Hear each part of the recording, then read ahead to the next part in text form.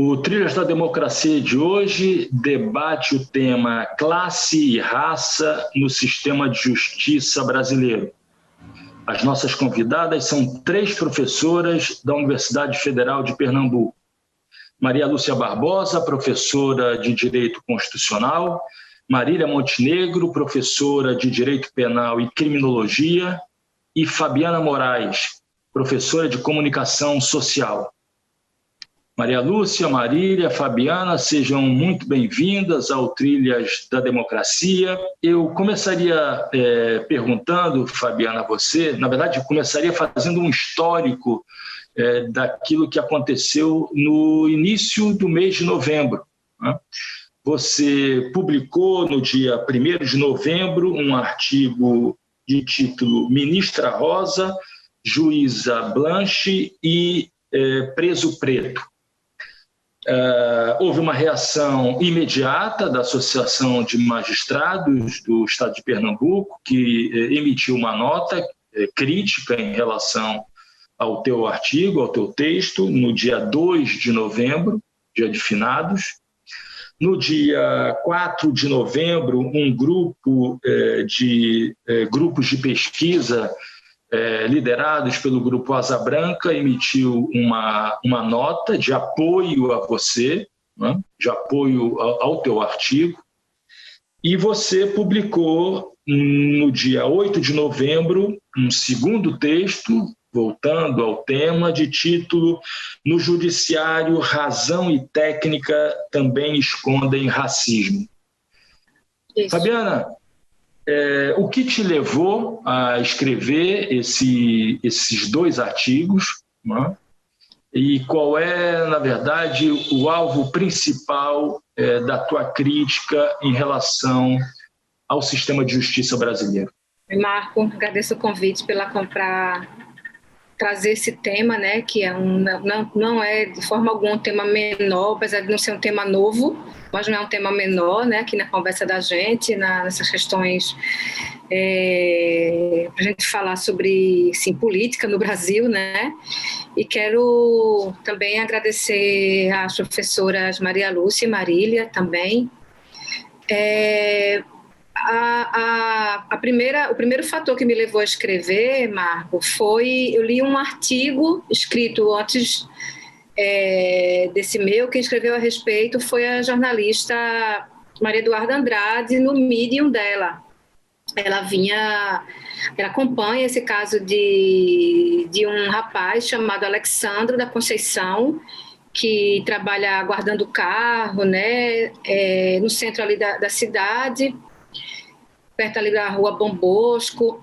E eu já sabia sobre o tema, ela já tinha me falado a respeito dele, né? Porque o Alessandro, ele passou 1 ano e 1 mês preso, acusado de furtar uma daquelas bicicletas de aluguel da Yellow, que não tem mais aqui em Pernambuco, né?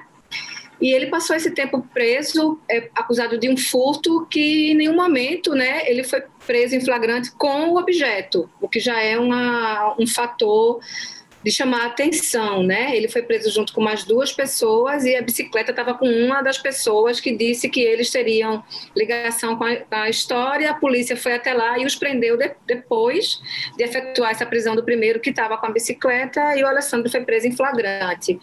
Não é nenhuma história que chame a atenção por ser tão, assim, para além do que a gente vê no cotidiano brasileiro, né, penal, enfim.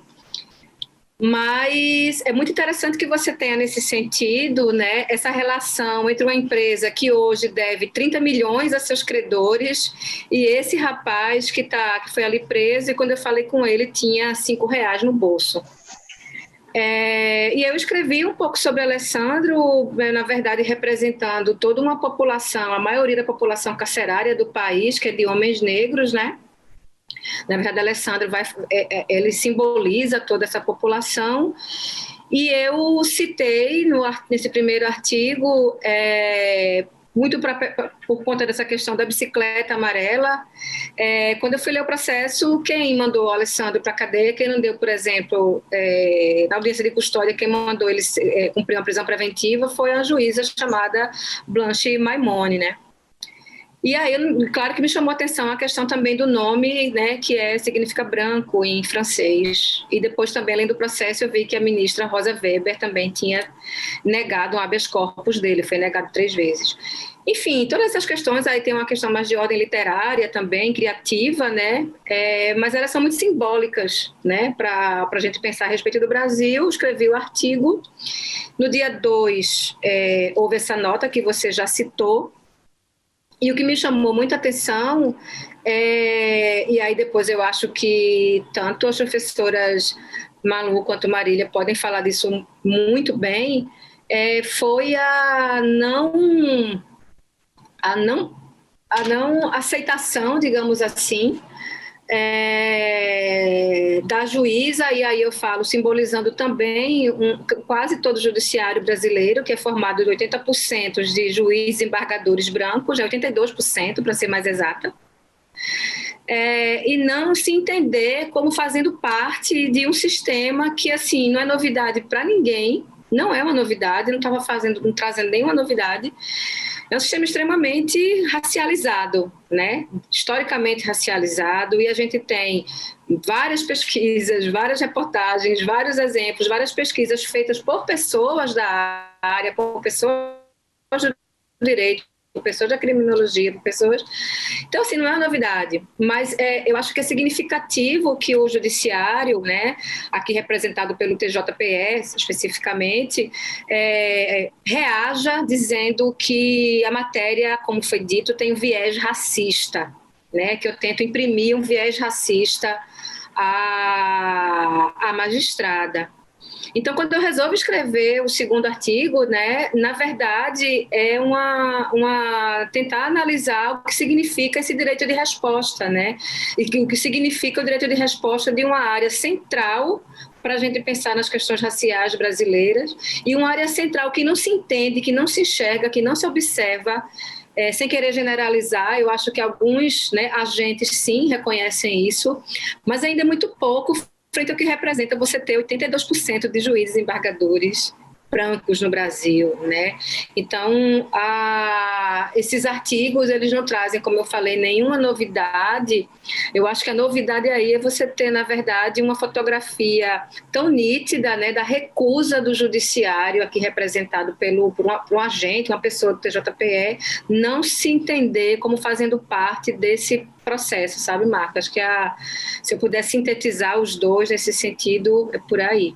Marília, o que esse caso que foi revelado por Fabiana, da prisão do Alexandro, revela sobre a estrutura do sistema criminal brasileiro? Primeiramente, é uma alegria estar aqui hoje, né, com vocês, pensando esse assunto que Fabiana nos provocou, e a partir das reflexões que ela fez com tua pergunta, Marco. É uma alegria poder compartilhar isso com vocês. O que Fabiana traz no artigo dela é um retrato, né, do que acontece para a gente no judiciário brasileiro. Então, ela vai nos mostrar na sua primeira matéria, e vai trazer o que é importante para a gente, muito difícil para a gente do direito. Ela vai trazer nome às pessoas. Então, ela vai dizer que aquelas pessoas existem, que aquelas pessoas têm classe social, elas têm gênero, elas têm raça, e elas estão situadas em locais. Então, o que Fabiana pode apontar para a gente, que está lá em tantas pesquisas, é que ela não vai dizer assim, tantos % das pessoas que estão presas são negras. Ela vai nominar para a gente um jovem que passou por isso. E ela vai nominar as pessoas que estavam ali naquele cenário, reafirmando a nossa justiça seletiva. E isso é um dado muito importante, porque quando a gente está trabalhando com as pesquisas, parece que aquelas pesquisas elas não recaem sobre ninguém os seus resultados. Tantos % da população é negra. Então, quem são, onde moram, qual é o bairro, quando é que está o quão perto de mim, Marília? Está o quão perto de Maria Lúcia, de Fabiana. Os juízes são tantos por cento homens, tantos por cento que está chegando lá são de mulheres brancas que estudaram geralmente em escolas particulares e em universidades públicas. Pronto. Mas quem são essas pessoas? Qual é o nome delas? Onde elas sentam? Onde elas estudaram? E isso vem para um jornal para a gente. Né? Isso traz uma capacidade muito grande da gente refletir. Eu estou entendendo que essa pessoa, né, pode fé comigo amanhã, que essa pessoa pode estar lá, né, guardando o carro de uma de nós quando a gente sai do trabalho ou volta para o trabalho. Essas pessoas fazem parte da nossa vida, essas pessoas somos nós. E eu acho que é isso que chama atenção quando esse texto, Fabiana, teu, nos coloca nomes e nos coloca as cores para esses nomes. E cada um de nós vai ter que olhar para isso e se reconhecer nisso. Eu acho que é isso que você nos provoca. Que dificuldade é essa que a gente tem de se reconhecer nisso? O que é que a gente apresenta nessa história? Que movimento é esse? E por que quando é dado pode? Se dissesse assim, tantos por cento, a gente vai baixar a pesquisa do CNJ, vai baixar e vai ter um bocado de dado. Pronto, os dados podem. Mas o que é que os dados nos dão? Então, talvez nos dão o que a gente quiser que eles digam. O que eles quiserem que eles possam trazer para a gente. Poderíamos falar sobre muita coisa aqui do nosso Tribunal de Justiça ou no cenário a partir de uma percepção maior. Né? Então, acho que o texto, a partir do momento que ele diz isso é real, isso é em Recife, isso pode ser promovido pelos meus colegas de profissão, pelas pessoas que eu formei na graduação. Então, isso é um movimento que vai colocar isso toca, isso incomoda. Então, o que Fabiana traz agora é o seguinte, olha, qual é a capacidade que a gente tem de reflexão? Parece que nenhuma. Porque o primeiro movimento a uma história dessa não é a gente pensar assim, o que é que eu estou fazendo aqui dentro? Né? É dizer assim, eu não admito a crítica. E todos se tomam com esse nome, né?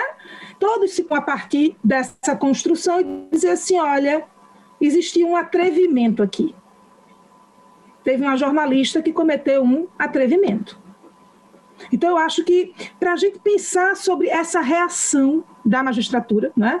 Essa reação a gente questionar nomes, sobrenomes, cores, e pensar sobre isso parece que não é nos dado. Não é nos dado essa possibilidade em algum momento. Né? Então, julgando, o que a Fabiana vai usar depois, né? Julgando esse judiciário, como é que a gente se coloca num local, e aí acho que Maria Lúcia pode fazer muito melhor do que eu, mas que democracia é essa? O que é que a gente pode transformar nesse espaço, no espaço democrático? E aí, pensando na criminologia e pensando nas pesquisas, né, que o nosso país trava e discute, eu acho que isso precisa ser trazido mesmo. O próprio Conselho Nacional de Justiça, ele vai ter essa preocupação com as pesquisas. Ele vai ter um departamento para pensar pesquisas, para tentar trazer dados da magistratura. Mas se fosse para eu pensar o que é que mais, só para eu fechar rapidinho, o que mais incomodou no que Fabiana trouxe, na minha perspectiva, é porque ela trouxe pessoas que somos nós. Muitas vezes, eu estou falando isso porque eu sou professora da Faculdade de Direito, Maria Lúcia também, porque nós estamos naquele texto, dados ali. A nossa imparcialidade, não há imparcialidade. Né? A nossa cor, ela tem cor. A nossa justiça tem cor, tem classe social, tem privilégio, tem briga para garantia de privilégio. Isso começa dentro da Faculdade de Direito. E aí, quando isso não é um dado posto, mas isso é dito assim, olha, para vocês é mais fácil a gente rechaçar do que a gente trazer isso como uma crítica e refletir o que a gente produz, não só no judiciário, né, mas o que a gente produz desde o primeiro período na Faculdade de Direito, quando um aluno ingressa para estudar lá. Mas, bem, bora lá, Marco. Maria Lúcia, Marília, no bloco anterior, falava sobre esse incômodo causado pela nomeação, né? Na verdade, por nominar aquilo que geralmente fica obscurecido pelas estatísticas, né? Pelos percentuais. Mas eu gostaria de propor a vocês que a gente faça esse movimento, né? De trabalhar com os percentuais e voltar aos nomes, porque a gente está falando também aqui de um sistema que é caracterizado, assim como a diplomacia e outras profissões, por uma tradição familista, né, de reprodução socioprofissional. Né? Mas eu gostaria agora, Maria Lúcia, que você falasse um pouco sobre já 30 anos de pesquisa sobre o caráter social, né, de classe, as características principais da magistratura brasileira, né? Quer dizer, as várias radiografias que já foram feitas desde as primeiras pesquisas de Maria Teresa Sadek, Luiz Werneck Viana, sobre a magistratura brasileira, até chegar a mais recente, imagino eu, feita pelo Conselho Nacional de Justiça no ano de 2018. Bom, Mondaine, obrigada pelo convite, né? Obrigada por dividir esse espaço contigo e com essas duas mulheres fantásticas que são mulheres de muita coragem e de muita capacidade, né? Acho que, assim como Marília, eu acho que Fabiana também tocou no aspecto muito sensível, né? Nominar é algo que incomoda consideravelmente, né? Trabalhar os dados, a gente desumaniza, digamos assim, a essas figuras, né? Mas os dados, eles também são bastante sintomáticos para a gente compreender como é que a nossa sociedade ela ainda ela ainda reproduz, na verdade, Mondaine, aspectos de colonialidade do poder, né? Então, assim, trago aqui aquele conceito de Dussel de colonialidade do poder, né? Mostrando que os espaços de poder, eles ainda são majoritariamente ocupados por determinados perfis de classe, de gênero e de raça, né? E com o judiciário isso não é diferente, né? Os dados recentes do CNJ de 2018, assim como os dados anteriores, revelam que, em média, o perfil racial da magistratura ela é composta majoritariamente por homens brancos, né? E pessoas negras, homens negros ou mulheres negras na magistratura, e aqui eu estou falando de todos os segmentos da magistratura, tanto da Justiça do Trabalho, talvez o segmento da Justiça que tem um pouco mais, tem um percentual um pouco maior de pessoas negras, autodeclaradas negras ou pardas, é a Justiça do Trabalho. Mas todas as demais, e sobretudo a Justiça Estadual, da qual Fabiana tratou, os percentuais são em média de 1 a 2% de pessoas autodeclaradas pretas ou pardas, né? E aí o que é importante nisso? O importante nisso é confrontar qual é o perfil do juiz e qual é o perfil da população carcerária, né? Quem está julgando quem? Quem está encarcerando quem? Né? E isso nos leva a uma reflexão sobre um aprofundamento, Mondaine, desse aspecto da colonialidade mesmo, sabe? Aqueles que não servem para o trabalho, ou aqueles que não tiveram as mesmas oportunidades, ou aqueles que já nasceram condenados a não ter as mesmas oportunidades, a eles a sociedade destina um sistema carcerário, né?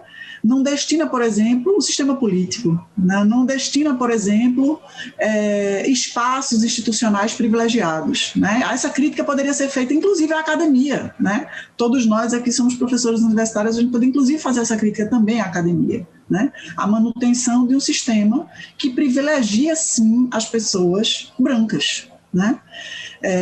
Então, esse resgate que Fabiana fez, ele foi fundamental para promover, na verdade, uma autorreflexão do sistema de justiça, assim como deveria promover a autorreflexão do sistema acadêmico, assim como poderia promover uma autorreflexão na academia e nas universidades, mas chama muita atenção a reação do judiciário, sabe, Mondaine? E nisso ele reflete um caráter de muita reação e de muito e de não acatar determinadas críticas, né? A crítica faz parte das instituições, a crítica serve nas instituições para que elas possam se aperfeiçoar, para que elas possam perceber, inclusive, os pontos cegos, né, das suas falhas, dos seus equívocos. Mas nesse caso específico, né, e em tantos outros, o sistema de justiça, o Poder Judiciário de uma forma geral, assim como o Ministério Público, eles são muito refratários às críticas, e eles também são refratários ao diálogo com a academia.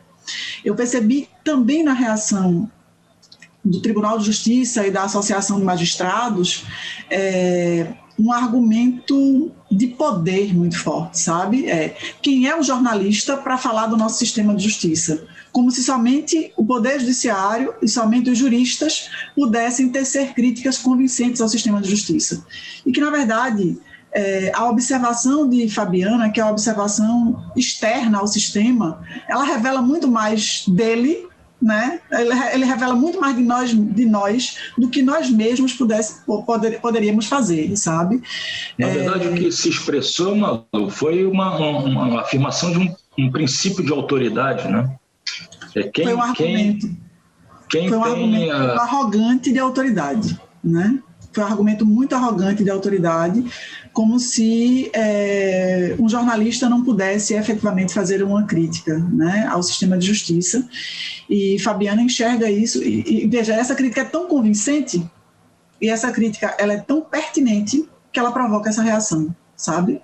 Se essa crítica não tocasse nesse sistema, se não tocasse fundo a reação não seria, se não tocasse fundo na ferida, a reação não seria tão intensa, sabe? Fabiana levantou o dedo, acho que ela quer se pronunciar. Porque isso que Malu falou, né, sobre acho que não exatamente a arrogância que vai estar relacionado, mas assim, a esse tipo, quem é você, né? Quem são vocês, jornalistas, esse campo não especializado, né? Para falar da gente, né? Como se eles não julgassem justamente esse campo externo, né? Que está na mão deles todos os dias. Mas houve o pedido de um direito de resposta, né, na primeira nota, que foi atendido, foi inserido ao texto, especificamente nos trechos, os trechos dessa nota que falam, né, que se dirigem especificamente à pessoa, enfim, e foi colocado o link, enfim, para a nota como um todo, né, tá lá. E o que a gente recebeu de volta é que era insuficiente isso, que queriam que colocassem ela inteira, assim, apesar dela ter sido inserida. E como isso não aconteceu, né, esse primeiro momento foi a própria MEP, e como isso não aconteceu, no outro dia chegou a nota do TJ. Aí saiu da MEP e veio o TJ, assim. Então, o que eu percebi é todo isso muito que Malu falou, assim, foi toda uma tentativa de cerceamento também, assim, de dizer, olha, a gente quer que vocês façam isso, e quando assim, em nenhum momento, né, eu acho que isso está claro, e isso é uma questão de interpretação, né? Eu sou responsável pelo que eu escrevo e você é responsável pela tua recepção também. Eu não sou responsável por tua recepção, né? Não vou nem falar aqui em questão de liberdade de imprensa exatamente, porque eu acho que isso está claro, né? Isso, inclusive, está na nota da AMEP, estava dito. Então, eu entendo e respeito o fato que eles respeitam isso. Mas o que me parece é que assim, mais uma vez para mim uma espécie de sinal que é um interdito, sabe, assim, que vem nesse lugar do interdito e um pouco desse caráter de cerceamento e dessa arrogância e, mais uma vez, assim, de uma não conformação com algo que sim lhe cabe, né? E de você se colocar aí e pensar assim, putz, a gente precisa trazer isso para cá. Isso é uma crítica que é cabível, né? Pode doer, posso não gostar tanto, mas ela é cabível. E aí, nesse sentido, né, Malu falou de uma questão que tem que ser uma autocrítica para o campo do direito, para o campo da academia. Eu coloco, inclusive, a própria imprensa aí. Eu não tiro a imprensa, o jornalismo, desse sistema único aí, formado por um tipo de racionalidade que nunca privilegiou gente preta e gente pobre, nunca. O jornalismo faz parte disso, sabe? Eu acho que isso é uma questão que é fundamental para a gente pensar nisso como um todo, porque o judiciário não funciona separado do jornalismo, que funciona separado da academia. Isso tudo está muito reunido, né? Eu não acho que a gente possa separar essas áreas, embora elas operem em lugares diferentes, mas sim, elas se tocam e elas são responsáveis por uma lógica, sabe? Assim, então, não é apontar o dedo para ninguém, nominar ninguém especificamente, é se entender como participante dessa lógica. Fabiana, você falava do interdito, né? Eu me lembrei de um filósofo francês careca, né? que fez a sua conferência inaugural no Collège de France e entrou para a história um texto chamado A Ordem do Discurso, né? Que toca bem nessas questões que nós estamos discutindo aqui. A gente vai ter que encerrar esse programa agora. Nós voltaremos na próxima semana, dando continuidade a essa discussão sobre raça e classe no sistema de justiça brasileiro, mas o Trilhas da Democracia de hoje fica por aqui. Até a próxima semana.